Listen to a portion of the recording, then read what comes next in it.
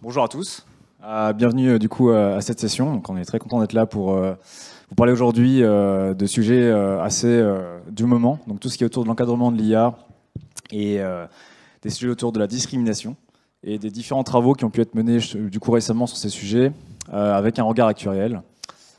Déjà merci d'être là. On sait qu'il y a pas mal de sujets qui sont un peu similaires en même temps que nous. Normalement, vous ne serez pas déçus, vous allez voir. On va essayer de faire ça bien. Donc, pour introduire ce sujet, donc déjà quelques mots sur le contexte pour un petit peu resituer tout ça. Donc, on parle beaucoup d'intelligence artificielle, discrimination. Donc, ce qu'il faut bien savoir, c'est que c'est un sujet qui est pas nouveau. Dans l'assurance, la notion de discrimination, elle est un peu cœur métier via la sélection du risque, et c'est souvent quelque chose qui est assez historique et qui peut être pris sous plein de questions, plein d'angles. Alors pourquoi ce sujet aujourd'hui? Pourquoi est-ce que ça revient un petit peu sur le tapis? Il y en a tout ce renouveau, cette hype autour du machine learning qui va faire que les questions qu'on s'était posées sur les données vont être un peu plus profondes.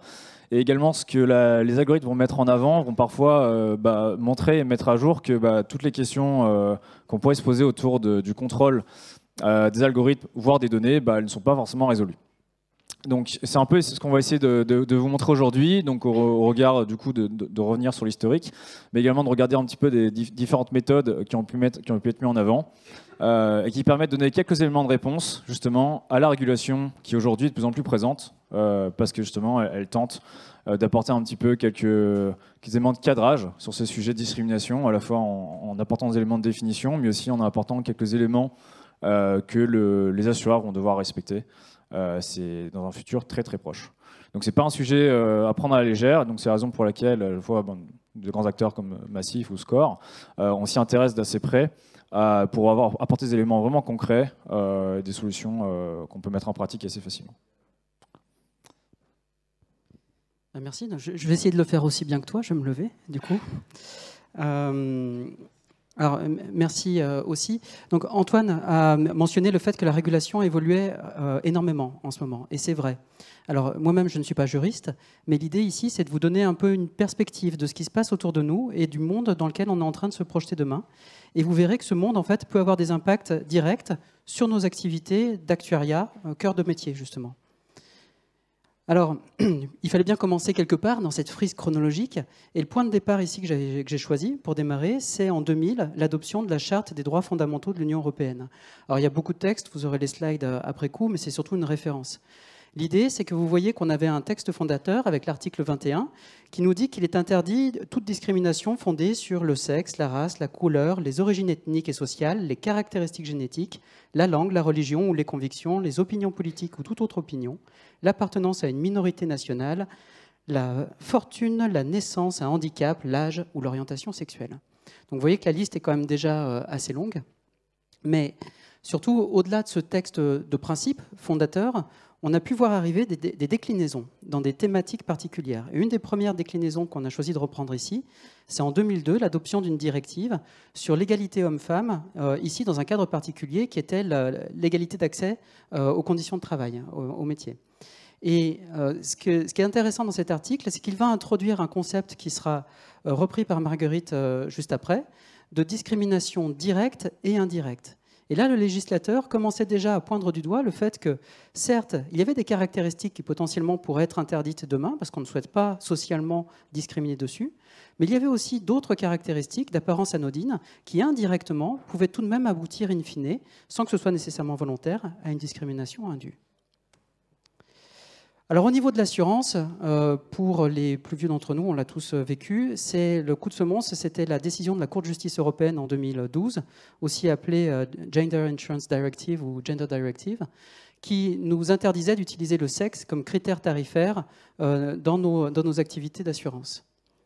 Mais j'allais dire, jusqu'à présent, on était encore dans une pratique assez consensuelle, assez classique de l'actuariat. Certes, on nous interdisait d'utiliser un facteur, mais finalement, bon an, mal an, on arrivait à s'adapter sur le reste des autres variables. Là où le discours a commencé à changer, c'est avec la prise de conscience qu'on avait des nouvelles sources de données qui commençaient à arriver sur le marché et qu'en lien avec ces sources de données, on avait de nouveaux algorithmes qui permettaient de les exploiter de manière de moins en moins transparente. Et ça, pour le coup, il y a plusieurs textes qui sont sortis. J'ai repris ici l'Agence de la promotion des droits fondamentaux de l'Union européenne, qui en 2018 sortait un livre blanc qui soulignait déjà le risque éventuel que pouvaient faire porter sur la société des algorithmes de décision automatique fondés uniquement sur la donnée. Suite à ces éléments, en 2019, un comité consultatif, la haute autorité du groupe d'experts sur l'intelligence artificielle, qui a sorti un livre blanc qui est très intéressant, qui fournit des guides pour pouvoir développer une IA éthique et de confiance. Donc c'est des termes qui vont revenir souvent. Ce n'était pas spécifiquement lié à l'assurance. Là, on était dans quelque chose de transverse. Et ils avaient dicté 7 éléments, dont un, vous voyez, qui est entouré en rouge, qui ciblait spécifiquement les enjeux autour de la discrimination, de l'équité, notamment. Alors la réponse du régulateur assurantiel ne s'est pas fait attendre. En 2021, lui aussi a sorti son guide sur la promotion de l'IA éthique et de confiance, mais dans le secteur de l'assurance, avec un enjeu encore sur la partie de discrimination, mais qui était beaucoup plus souple. Quelque part, il laissait aux entreprises l'appréciation du risque et de l'impact des éléments qu'ils se proposaient de mettre en place. Par contre, au-delà de l'enjeu spécifique de l'IA et de ce qu'on y met derrière, on sent aussi qu'on a une attention qui est de plus en plus marquée sur les pratiques des assureurs dans nos éléments de tarification notamment. Et vous avez peut-être vu qu'à la sortie de l'été jusqu'à fin octobre, il y avait une consultation de l'EIOPA sur les techniques de tarification différenciée qui encadrent l'usage d'éléments qui ne sont pas directement liés au risque dans la définition du tarif commercial qui est mis en place. Mais bien sûr, si vous avez suivi, le pavé au milieu de la mare, c'est le projet de directive, dit AI Act, qui vise à encadrer le développement de l'intelligence artificielle. Alors, ce projet de directive définit 4 niveaux de risque. Alors, jusque-là, on est en terrain connu, donc du risque minimal, limité, avec des obligations principalement de transparence et d'information, au risque, là, vous verrez qu'on passe une marche, et enfin, des éléments qui sont interdits en termes d'usage. Par contre, contrairement à Solvabilité 2, par exemple, ce n'est pas nous, assureurs et les organismes, qui allons faire cette évaluation des risques. C'est le législateur qui dresse une liste ex ante d'activités qu'il va définir comme étant à haut risque ou pas. Et c'est la Commission européenne qui aura tout pouvoir par la suite de faire évoluer cette liste, notamment sur des critères d'équité. Alors, vous me voyez venir. Nous, en tant qu'assureurs, est-ce que ça nous touche ou pas ? Pour le coup, c'est le grand 8, puisque à la sortie du document en fait, en avril 2021, l'assurance ne rentrait pas dans les activités à haut risque. Donc très bien, les impacts étaient finalement assez limités pour nous en termes de pratique. Revirement de situation, fin novembre 2021, toute l'assurance basculait comme une activité à haut risque. Mais tout domaine, tarification, souscription, gestion sinistre. Revirement encore, fin juillet 2022, toute l'assurance était retirée du champ de l'activité à haut risque. Et ce qui se passe depuis ces derniers mois, là, vous voyez qu'on date de 19 octobre, et puis ça n'a pas changé sur la révision du 3 novembre, c'est qu'on a une partie de l'assurance qui notamment couvre toutes les activités de tarification et d'évaluation des risques pour le domaine santé et assurance vie, qui est à l'heure actuelle considérée, ou il est proposé qu'elle soit considérée comme activité à haut risque. Alors très bien, mais qu'est-ce que ça veut dire être une activité à haut risque ? Eh bien globalement, c'est un peu comme quand on passe la douane, c'est-à-dire que pour pouvoir utiliser un modèle qu'on se propose de mettre en place, eh bien il faut qu'au préalable, on ait la validation par un organisme externe indépendant qui, en France, pourrait être la CNIL. La CNIL, en tout cas, a manifesté son intérêt. Le Conseil d'État s'est manifesté en ce sens à la sortie de l'été. Si jamais, donc il faudra charge de documentation, d'explicitation, etc., tampon à un moment donné, et si jamais il y a une révision significative, par exemple d'un algorithme de tarification qui est mis en œuvre, eh bien boucle retour, et il faut repasser par la case validation. Alors l'équité dans tout ça, eh bien oui, on a des obligations d'équité, mais elles sont finalement assez peu explicites. Ce qu'on nous demande, c'est d'être surtout en respect de la Charte des droits fondamentaux de l'Union européenne, celui qu'on avait vu tout à l'heure, qui était le point de départ en 2000. Là où il y a une avancée par rapport à ces différents éléments, et notamment au champ actuel du RGPD, c'est qu'on ouvre une voie, pour le moment qui est un vœu, mais qui nous autoriserait à collecter des données caractères personnels sensibles dans le seul but de pouvoir identifier si oui ou non il y a des biais, et le cas échéant, pouvoir les réduire. Néanmoins, c'est bien gentil, mais la notion d'équité elle-même n'est pas définie. Et ça nous laisse un champ qui est très complexe, parce que Marguerite va vous présenter dans un instant qu'on a plusieurs variables, enfin plusieurs manières de qualifier l'équité d'un modèle statistique, et il n'y en a pas une qui précède aux autres. Alors on est quand même orienté, parce que parmi les éléments d'explicitation et de documentation des performances des modèles, on va nous demander de sortir de ces éléments justement aussi par groupe, potentiellement sous-entendu, groupe à protéger. Merci beaucoup Fabien pour cette introduction. Donc maintenant, je vais vous parler des travaux que j'ai réalisés dans le cadre de mon mémoire d'actuariat au cours de mon stage qui se termine maintenant. Donc, j'ai commencé par introduire plusieurs définitions de concepts clés sur le sujet. Donc, pour commencer, comme Fabien l'a mentionné, sur la discrimination, il y a deux types. Donc directe d'abord, qui implique qu'il y a une différence de traitement basée explicitement sur les variables protégées. Donc quand on implémente un modèle, ça signifie qu'on cherche à modéliser une variable en fonction de toutes les variables qui sont disponibles, y compris certaines variables sensibles. Ensuite, la discrimination indirecte, c'est quand on obtient une différence de traitement, mais sans l'utilisation explicite de ces variables. Mais comme les variables non sensibles peuvent être dépendantes des variables sensibles, on peut au final avoir un traitement différent et inférer les variables sensibles avec les proxys. Et c'est d'autant plus facile avec les grands volumes de données et la complexité des algorithmes qu'on a actuellement. Les deux définitions de discrimination parlent des caractéristiques protégées. Mais qu'est-ce que c'est? Donc, elles sont définies par la loi, mais cela dépend bien entendu de la juridiction ainsi que du secteur d'activité. Parce que, par exemple, quand on regarde aux États-Unis ou en Europe, on n'a pas les mêmes variables qui sont interdites. Comme on l'a vu avec Fabien, la réglementation actuelle impose de ne pas utiliser les variables protégées et d'éviter certains proxys. Mais il n'y a pas de règle explicite pour évaluer la discrimination indirecte en assurance. Il y a eu néanmoins des premiers efforts de définition, par exemple aux États-Unis, avec le Disparate Impact, qui est une mesure d'un rapport de probabilité qu'il faut pour avoir un modèle fair. Il faut qu'il soit dans un certain seuil défini de manière explicite. Donc, pour en revenir à l'équité actuarielle, ça correspond à une équité face au risque, ce qui permet ensuite de définir des classes de risque homogènes pour assurer la segmentation et la mutualisation. Mais aujourd'hui, certains critères sont socialement inacceptables et on cherche à corriger quelque chose qui n'est pas dans les données. Donc, la plupart du temps, actuellement, pour éviter la discrimination directe, les modèles n'utilisent pas les variables sensibles qui ne sont même pas collectées. Mais si on ne les collecte pas, c'est impossible alors de détecter s'il y a discrimination. Heureusement, comme on l'a vu avec Fabien, l'AI Act prévoit cette collecte, mais il reste encore à voir si ça sera accepté et si les réponses seront sincères. Parce que, par exemple, si on demande à des assurés leur orientation sexuelle pour ensuite faire des statistiques, ce n'est pas sûr qu'ils répondent sincèrement. On en vient donc aux critères d'équité statistique. Donc, pour poser le cadre, si on suppose qu'on a S, une variable protégée, et qu'on est dans un cadre de classification binaire, donc cadre le plus simple et le plus courant dans les papiers de recherche actuels, on a deux types de mesures d'équité. Donc, l'équité de groupe d'abord, et l'équité individuelle.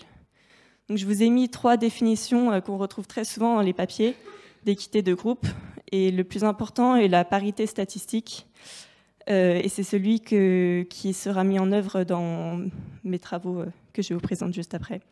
Donc le but avec cette définition, c'est d'avoir une prédiction indépendante des variables sensibles. Ensuite, l'équité individuelle impose que les individus similaires soient traités de manière similaire. C'est un concept simple, mais au final, comment est-ce qu'on mesure que deux individus sont similaires ? Il faudrait définir une sorte de distance, mais ce n'est pas toujours évident. Et un autre problème, c'est que toutes les définitions d'équité statistique ne sont pas compatibles. Dans cette partie, donc, je vais vous présenter un exemple en acceptation du risque, donc, qui concerne le cancer de la peau. et une méthode pour essayer de mitiger la discrimination.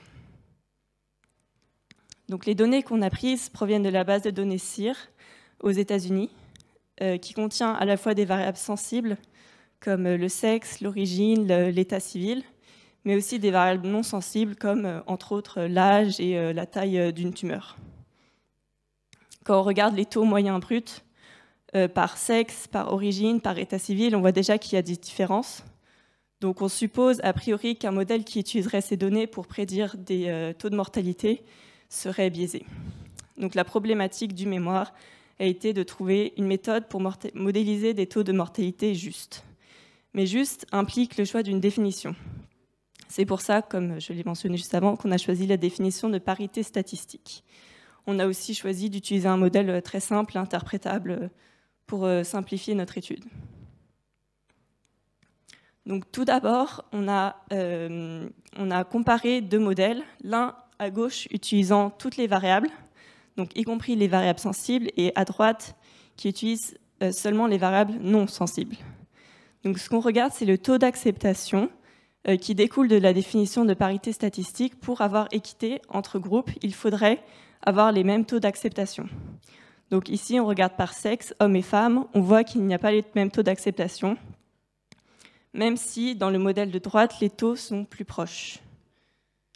Si on regarde par origine, on voit qu'il y a des grands écarts dans les deux modèles, et de même, par état civil, on a toujours des écarts. La conclusion, c'est que le modèle avec variable sensible montre qu'il y a une discrimination. Donc c'est discrimination directe, comme on l'a vu avec les définitions avant. Et le modèle sans variable sensible, on a toujours de la discrimination indirecte avec des différences toujours entre les taux. Donc ça montre que ça ne suffit pas de ne pas utiliser les variables protégées. Et les résultats, même si les niveaux bougent, en fait, ça dépend fortement de la structure de dépendance entre les variables. Et pour appuyer la collecte nécessaire des variables, eh bien, toutes ces mesures ont été faites parce qu'on avait accès aux variables sensibles. Donc, la question maintenant, c'est comment éviter la discrimination indirecte.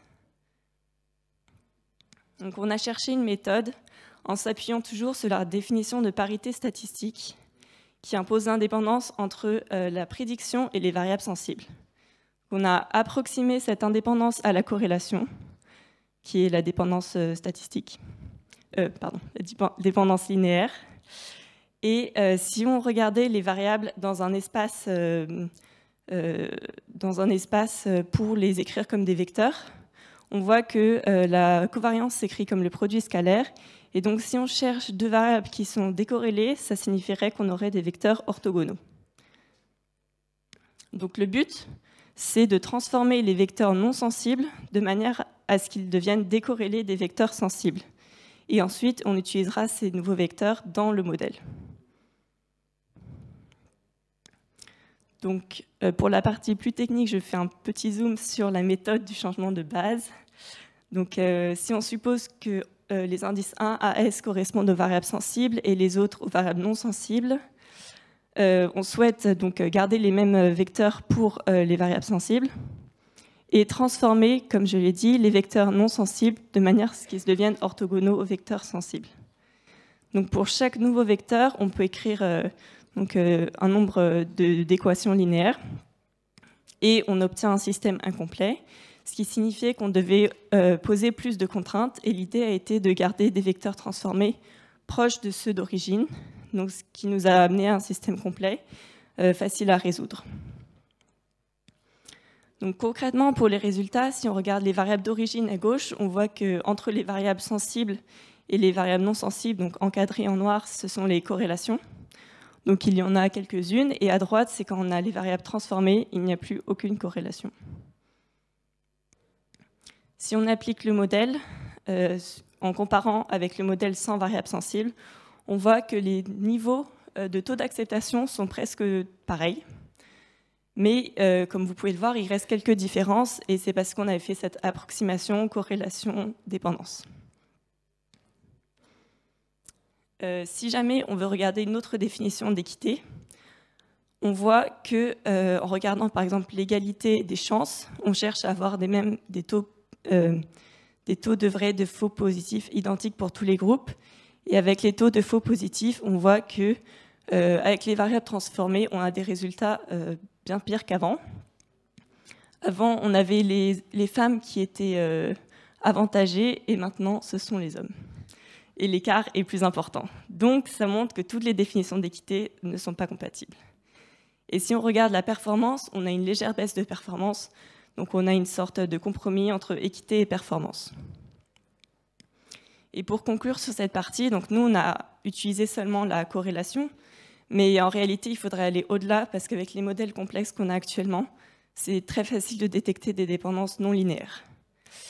Je vous ai également parlé de nombreux critères pour mesurer l'équité statistique dans le cadre de la classification, mais dans le cadre de la régression, qui est donc beaucoup plus utilisée pour toutes les pratiques assurantielles, il n'y a pas encore de très bonne définition d'équité statistique. Et nous, on s'appuyait sur la parité statistique, qui n'est pas forcément la bonne métrique. Comme Fabien l'a mentionné, ça c'est laissé au choix. C'est pas fourni par le régulateur quelle définition utiliser. Voilà. Donc, on a vu quelque part qu'on avait une attention qui était de plus en plus forte du régulateur sur nos pratiques, notamment notre pratique de tarification. On nous challenge sur le fait de non pas essayer de répliquer, d'être le plus performant par rapport au passé, mais de corriger des situations et d'arriver vers un idéal qu'on n'a pas vécu. Très bien. Marguerite nous a présenté une méthode qui permet potentiellement de satisfaire un critère. Mais on a vu qu'on ne pouvait pas tous les satisfaire simultanément. Maintenant, on a un autre niveau sur lequel on est aussi challengé par le régulateur. C'est sur la pertinence même, le choix des variables qu'on va faire rentrer comme critères statistiques dans nos modèles. Et ça, c'est d'autant plus vrai que maintenant, on a des sources de données qui sont de plus en plus disparates et qu'on a des pratiques aussi qui, des fois, commencent à s'écarter de la seule mesure du risque. Et donc, c'est là qu'on peut, un peu comme Bill Murray ici, commencer à devenir un peu perdu dans le champ, en essayant de calquer des raisonnements causaux pour essayer de convaincre les gens, de trouver un narratif, comme dit Arthur Charpentier, sur des modèles qui sont principalement des modèles prédictifs. Alors, pourquoi est-ce qu'on a besoin de ces éléments de causalité? J'en veux pour preuve, je reviens au début, le décret d'application, la fameuse Gender Directive en assurance. Quand on nous avait interdit d'utiliser le critère du sexe, ce qui était rappelé à ce moment-là, donc c'est antérieurement à la YAI Act, c'est que la discrimination indirecte restait possible si le but était légitime et les moyens d'y parvenir appropriés et nécessaires.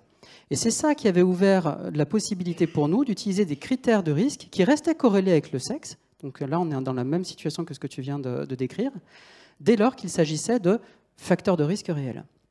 Alors, ça aurait été trop simple, ce critère n'est pas défini, mais on a une petite note de bas de page qui nous dit que si par exemple on faisait de l'assurance automobile, eh bien on pourrait être fondé à utiliser le critère de la puissance du véhicule comme critère tarifaire, alors même qu'on sait que ce sont principalement les hommes qui achètent les véhicules les plus puissants, mais qu'à contrario, on ne serait pas fondé à utiliser la taille et le poids des assurés comme critère tarifaire. Alors pourquoi? Qu'est-ce que ça nous rappelle?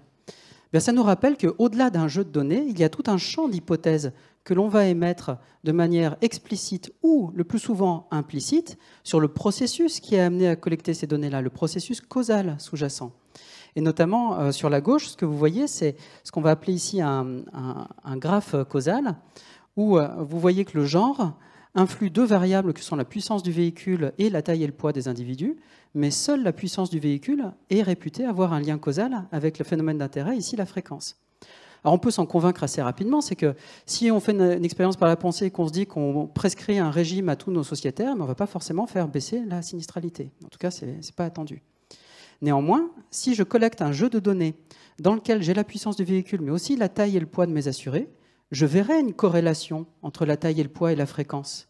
Mais cette corrélation est une illusion qui vient du fait que j'ai une variable confondante intermédiaire qui est le sexe des personnes. Et donc, on va avoir besoin de plus en plus d'expliciter la démarche qui a conduit à la construction du modèle, et notamment, en fait, ces méthodes causales peuvent aider à les détailler. Alors, qu'est-ce que c'est que la causalité? Eh bien, c'est un champ d'analyse que, pour ma part, en fait, j'ai découvert très récemment, qui n'est pas enseigné à ma connaissance dans les formations d'actuariat, mais qui est assez ancienne et qui a vécu en fait une très forte regain d'intérêt ces dernières années, notamment sur l'impulsion de cette personne ici qui s'appelle Judea Pearl, qui a pris médaille Turing 2011, et qui a conceptualisé le fait qu'on avait 3 niveaux d'abstraction dans le raisonnement par rapport aux données. Le premier niveau, c'est celui dans lequel on vit, la plupart du temps en tant qu'actuaire dans nos modélisations et quand on fait du machine learning, c'est celui de l'association. Quand j'ai quelqu'un qui vient me voir avec tel et tel symptôme, qu'est-ce que ça me dit sur ma croyance initiale du fait qu'il a telle ou telle maladie? Là, on est dans le domaine des variables, des probabilités conditionnelles. C'est ce que vous avez sur la droite de l'écran. Mais si maintenant, je veux agir sur le monde, avec mes muscles, je veux changer le système pour pouvoir changer les choses, eh bien, j'ai besoin de plus qu'une simple observation passive des données. J'ai besoin d'agir. Donc, par exemple, si j'ai un groupe de personnes qui ont mal à la tête, eh bien, je vais les couper en deux. Sur le premier groupe, je vais leur prescrire de l'aspirine, sur l'autre non, et je vais regarder est-ce que prescrire de l'aspirine aide à faire passer le mal de tête. Là, vous voyez que j'ai un opérateur spécifique qui apparaît. Et de la même manière, je vais construire petit à petit un modèle du monde, et sous couvert de ce modèle du monde, si j'ai une foi qui est suffisamment importante en lui, comme un modèle physique par exemple, eh bien, je vais pouvoir répondre à des questions qui sont des questions hypothétiques. On est dans le domaine du contrefactuel. Par exemple, moi, à titre individuel, j'ai telle et telle caractéristique, j'avais mal au crâne, j'ai pris de l'aspirine, je n'ai plus mal au crâne. Mais si je n'avais finalement pas pris d'aspirine, est-ce que mon mal de crâne serait tout de même passé ? Oui ou non? Et là, vous voyez qu'on est en train d'arriver sur des notions qui sont des notions finalement, qui sont plus intéressantes d'un point de vue légal, qui sont des questions de responsabilité. Et ce qui est intéressant, c'est que ces fameux graphes causaux, en fait, ils sont construits comme des Legos, avec des briques élémentaires.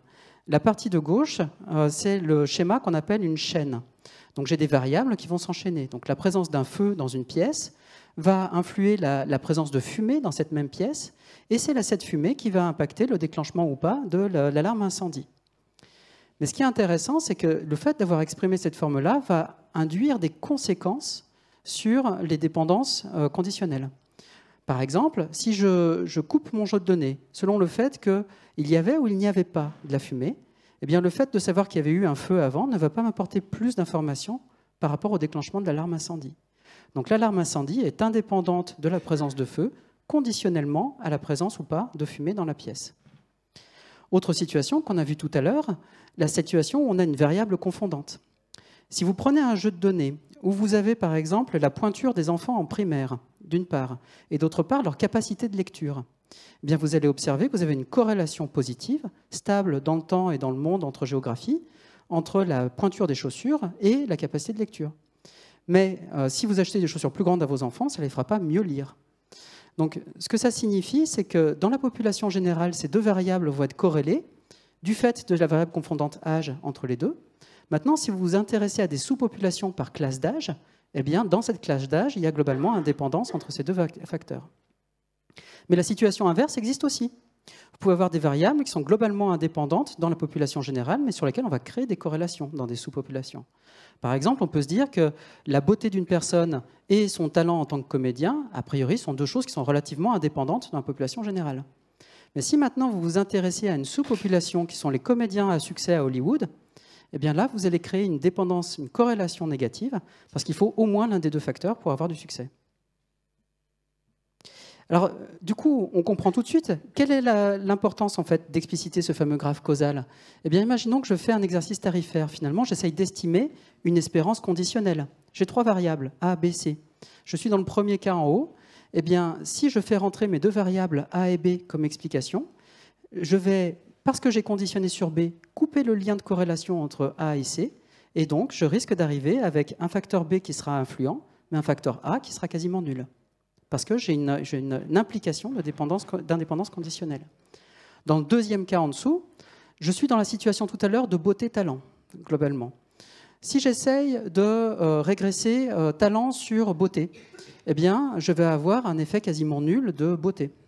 Par contre, si je fais rentrer dans ce même modèle une autre variable qui est un descendant en fait, de mon collider, par exemple ici le salaire des personnes, eh bien, pour le coup, je vais ouvrir le chemin de corrélation par rapport à ce qu'on a vu tout à l'heure entre beauté et talent, et donc je vais avoir un facteur A qui d'un coup va devenir significatif. Et ça, eh bien, c'est très significatif justement dans nos éléments. Alors je reprends ici des éléments qui ont été travaillés dans un papier de début d'année. On simule un jeu de données par rapport au graphe causal qui se trouve sur la gauche, qui est plus complexe que ce qu'on a vu jusqu'à présent. On a une variable d'intérêt y et une variable x, qui est une variable causale qui est la plus importante. Mais je suppose que je n'y ai pas accès. Je fais comme si je ne le connaissais pas. Je fais un exercice tarifaire à droite et j'ai 3 modèles, du plus simple au plus compliqué. Une régression linéaire, un random forest, un réseau neuronal. Et pour chacun, je vais m'intéresser à l'importance des différentes variables telles qu'elles ressortent dans l'analyse de ces modèles. Premièrement, je ne me pose pas de questions, je mets toutes mes variables dans mon jeu de données. Qu'est-ce qui ressort?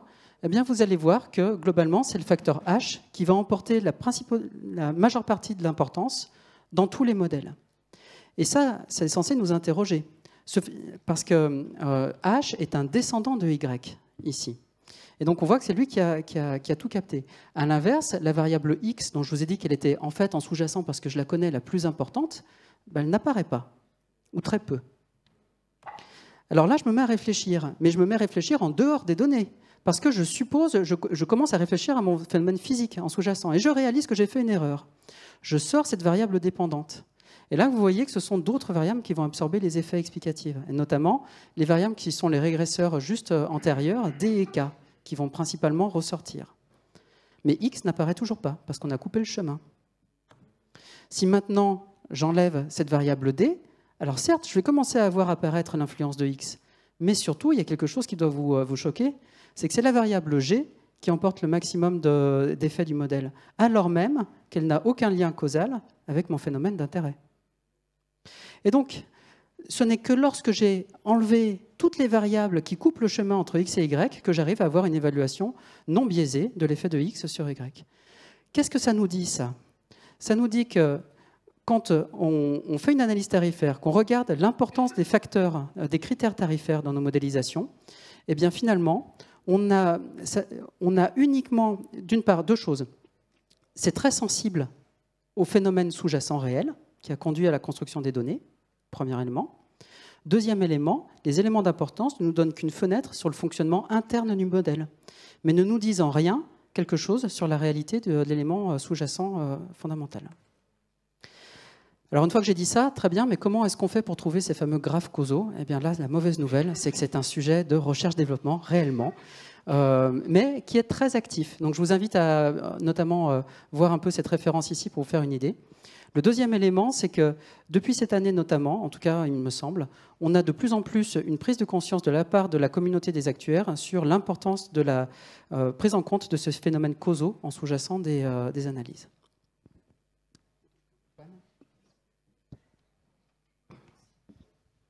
Merci. Alors moi je suis moins à l'aise que les autres, donc j'ai besoin de mon petit papier. Ouais, du coup, merci pour cette présentation à nous. J'ai trouvé ça très intéressant. Je ne sais pas si vous avez trouvé ça intéressant, mais on a appris beaucoup de choses et j'aimerais rappeler donc ce qu'on a présenté aujourd'hui. Donc, de manière générale, ce qu'il faut retenir, c'est que comme pour la régulation sur les données, c'est en fait une prise de conscience qui est globale et par marché. Donc on a eu GDPR en Europe, on a aussi des régulations data aux États-Unis. Il est fortement probable que du coup la régulation et l'étude des modèles sur le biais et la justesse des modèles sera aussi gérée de manière locale. Le deuxième point, c'est que du coup il y a une prise de conscience du grand public. Aujourd'hui, tout le monde sait que quand on va sur YouTube, on est classifié. En fonction des vidéos qu'on regarde, on aura des propositions différentes. Et il y a eu des scandales par le passé au modèle. Donc il y a une prise de conscience du grand public sur l'éthicité des modèles. Du coup, l'assurance a un rôle à jouer dans ce milieu-là. Et du coup, le régulateur est de plus en plus attentif à l'éthicité des modèles, d'où les AI Act qui devrait paraître en 2025, comme l'a présenté Fabien. L'autre chose, du coup, c'est qu'on peut débiaiser un modèle. On peut trouver un espace dans lequel des variables sont moins sensibles. Donc, c'est ce que vous a présenté Marguerite. Supprimer les variables ne suffit pas. Parce qu'il existe des proxys, comme elle vous l'a présenté. Et nous, du coup, chez SCORE, on a essayé de créer une méthode d'orthogonalisation. Donc je ne sais pas si vous avez compris ou pas, on pourra passer une phase de questions sur ces méthodes-là, mais en tout cas, ça fonctionne bien, à l'ordre 2. Ce n'est pas parfait, il existe d'autres méthodes, notamment il y a un package Python qui s'appelle FairML, pour ceux qui sont intéressés, qui présente d'autres approches également. Et voilà. Et enfin, du coup, les assureurs ont besoin de continuer à collecter les données discriminantes. Donc ça, c'est un point très très important. Comme le présentait Fabien, l'assurance faisait partie du contexte. On ne collecte plus de données sensibles. Maintenant, on est sorti, on est rentré. Bon, bref, il y a une hésitation. Et ça, c'est quelque chose qui est très important parce que sans ces données discriminantes, eh bien, on ne sera pas en mesure de contrôler l'éthicité d'un modèle. Voilà. Donc aujourd'hui, du coup, cette présentation a été faite par SCOR et Massif, qui travaillent en partenariat sur le sujet. C'est oui, à une lettre près. Je suis désolé. Et voilà. Du coup, on peut passer à une phase de questions. Et merci pour votre présence aujourd'hui.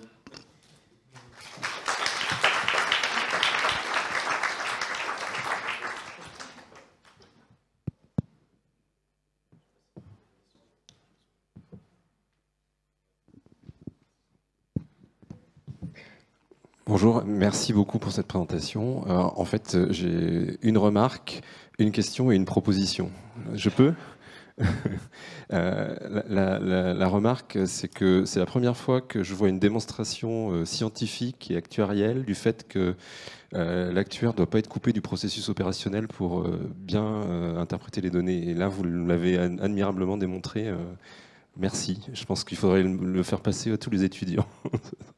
La question, c'est dans le caractère normatif et réglementaire. En 2017, l'Institut d'actuaires s'est doté d'une norme de pratique qui commençait un petit peu à approcher ces sujets-là. Et quand je vois l'évolution de la réglementation, je me dis qu'elle est nécessairement à faire évoluer. Je ne sais pas si vous en avez pris connaissance ou si vous avez un avis là-dessus.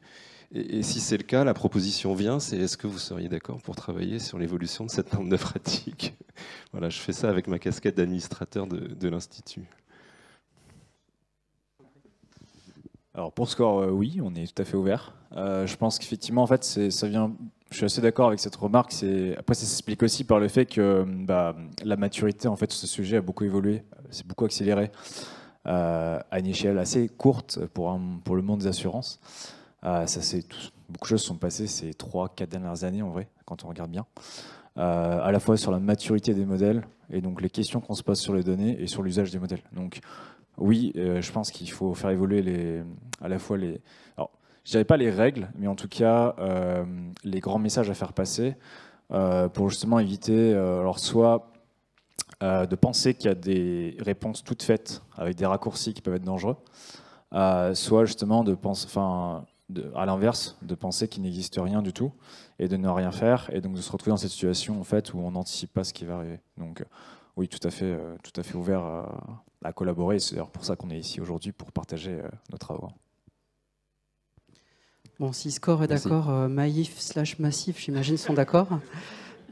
Non, plus largement, en fait, je pense qu'il y a un enjeu profond. On n'a pas eu le temps de tout détailler ici, mais c'est qu'à mon sens, en fait, ce que tirent ces réglementations, c'est que le rôle de l'actuaire va profondément évoluer. Là où auparavant, en fait, on était uniquement dans une mesure, j'allais dire froide, une matière froide, d'avoir une meilleure estimation de classe de risque. On se rend compte qu'on a une injonction de la société à essayer de corriger des éléments qui ne sont pas présents dans les données. Donc, à partir du moment où on a dit ça, ça veut dire qu'on sort du champ pur statistique, on rentre dans de la matière humaine à l'intérieur. Ça, c'est la première remarque. La deuxième remarque, c'est que quand on parle de tarif, on parle de quel tarif? Là, ici, on est en train de regarder le tarif final qui va être payé par le sociétaire, le prospect, l'assuré qui va venir. Nous, dans nos métiers classiques d'actuaires, on travaille plutôt dans la soute, dans la partie de la tarification technique, l'évaluation du coût de revient. Mais on voit bien là que ce qui va être maîtrisé, ce n'est pas le tarif technique, c'est le tarif commercial qui vient au-dessus avec toutes les hypothèses stratégiques, de positionnement par rapport à la concurrence, de chargement qui viennent dessus. Et avec, en arrière-plan, un risque pour nous, qui est un risque qui est lié à la réglementation, qui est le fait qu'à vouloir trop bien faire, on limite aussi, du fait de l'action de différents acteurs, des éléments qui sont juste la base de notre activité. Oui, on a besoin de faire des mutualisations de risques. Oui, on ne va pas faire payer une personne son risque réel, parce que sinon les jeunes en assurance auto seraient complètement sortis du marché, ou d'autres cas qui peuvent exister à côté. Donc il ne faut pas jeter le bébé avec l'eau du bain, on a besoin de faire valoir notre spécificité, et je pense que notre plus grand enjeu, ce n'est pas tellement un enjeu actuariel, c'est un enjeu de profession, à faire comprendre ce qu'est la matière assurance à nos régulateurs, puisque il est bien là en fait le problème de départ. Donc oui, tout à fait partant pour participer. Merci. J'aimerais rajouter quelque chose et je suis entièrement d'accord avec vous. Fabien mentionnait le fait qu'il mettait en fait tous les modèles dans le même panier. Pricing, sélection et traitement des sinistres. Et en fait, pour moi, le modèle, c'est pas forcément un modèle en assurance, c'est un modèle dans un environnement d'assurance. Et je vais pas répondre pour Score, mais de mon point de vue, en tout cas, un modèle doit en fait mieux connaître, on doit mieux connaître et mieux estimer des taux de mortalité, par exemple, pour connaître ses liabilities, et effectivement être juste d'un point de vue sélection des populations. Mais un assureur doit toujours mieux connaître son risque et doit toujours être en mesure d'avoir plus de données pour connaître des tendances, des trends, tout ça. Donc, à mon avis, il y a un accompagnement du régulateur qui doit être fait à ce niveau-là, et je ne sais pas ce qu'on peut faire, mais ouais. Peut-être juste un appel en fait déjà, un partage, je pense que c'est hyper important, parce que le risque c'est que justement il y ait cette réaction un peu, on va dire, conservatrice, ou en tout cas ne pas vouloir prendre de risques, et donc le réflexe c'est de se dire, là c'est un bon exemple, parce que si on regarde un petit peu l'approche RGPD, c'était un peu l'approche à faire attention aux données, donc par précaution en fait on collecte rien, en tout cas quand on pense ne pas en avoir besoin. Ici on se rend compte que pour maîtriser les choses finalement ça va un peu dans l'autre sens, c'est-à-dire qu'on est en train de dire ici indirectement, pour contrôler les potentiels biais indirects sur des variables sensibles, il faut qu'on collecte les variables sensibles. D'un point de vue régulation, c'est quand même un message qui est assez fort. Allez voir la classe politique, les gouvernements qui vont prendre ces décisions et leur dire « Ah, mais en fait, si, il faut collecter la race, il faut collecter les orientations, blablabla. » Toutes ces variables qui sont vraiment extrêmement sensibles de l'opinion publique, c'est très délicat. Donc là, il y a effectivement, je rejoins Fabien, d'un côté, il y a plus une question de la discipline en tant que telle, et d'essayer de rationaliser l'approche. La question de l'équité, de la fairness, quand on creuse le sujet, finalement, c'est un problème qui est...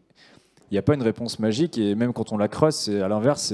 Si on vraiment pousse la question jusqu'au bout, on se rend compte finalement, l'assurance, en fait, on peut tout simplement la faire disparaître, et ça, c'est pas forcément ce qu'on veut. Je ne sais pas s'il y a d'autres questions. On a le temps d'autres questions. Moi, j'ai une question en retour en fait pour vous. Parce que on est assez actif dans des sujets de lobbying justement pour les impacts de ce futur texte AI Act sur le domaine de l'assurance. Est-ce que vous-même, en fait, vous aviez conscience, est-ce que vous saviez en fait ce qui se passait sur cette directive-là et que potentiellement elle impactait directement nos métiers? Un élément aussi que j'ai pas dit, c'est que le nom du texte est trompeur. Il s'appelle AI. On a l'impression qu'on est en train de faire des trucs sur du NLP, de la reconnaissance faciale, etc. derrière. Mais réellement, quand vous regardez le texte, c'est tout. Toute modélisation statistique rentre à l'intérieur, même une régression logistique, par exemple. Donc, toutes nos pratiques actuarielles de base, potentiellement, sont impactées par ce qu'on est en train de discuter ici. Est-ce que c'était quelque chose dont vous aviez conscience dans vos entreprises respectives ou pas encore ?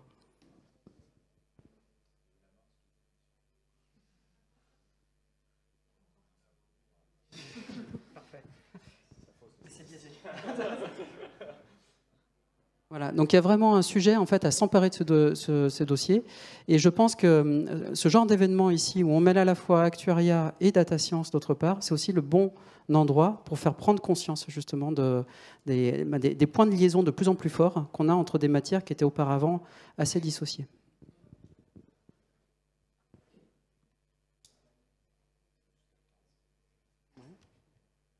Ah oui, on a dépassé un peu.